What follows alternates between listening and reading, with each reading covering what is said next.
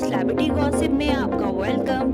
कैसे हैं आप सब? आज फिर से एक न्यू वीडियो और एक न्यू टॉपिक के साथ मैं हाजिर हूँ। चलते हैं वीडियो की तरफ। राबी पीरजादा की गाड़ी का हादसा, हाथ, बाजू और पाँव पर चोटें आईं, मुद्दाहों से सेहत की अपील। वीडियो शुरू करने से पहले अगर आप मेरे चैनल पर न्यू हैं तो चैनल सब्सक्राइब कर दें और बेल आइकन के बटन को प्रेस कर दें ताकि हमारी हर न्यू वीडियो का नोटिफिकेशन आपको आसानी से मिल सके।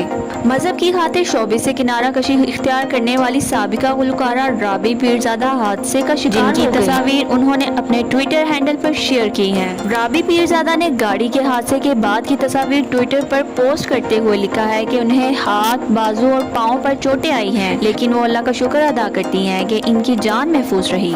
उन्होंने अपने ट्वीट में लिखा है कि मेरे दुश्मनों को खुश होने का हक नहीं। कल एक छोटा सा एक्सीडेंट हो गया। मेरी दुआ इन सब के लिए है जो मेरा साथ देते हैं, मगर अल्लाह उनको भी कभी तकलीफ ना दे जो मेरा दिल दुखाते हैं। छोटी सी जिंदगी, फिर ना मैं ना आप, बस हमारे अमाल।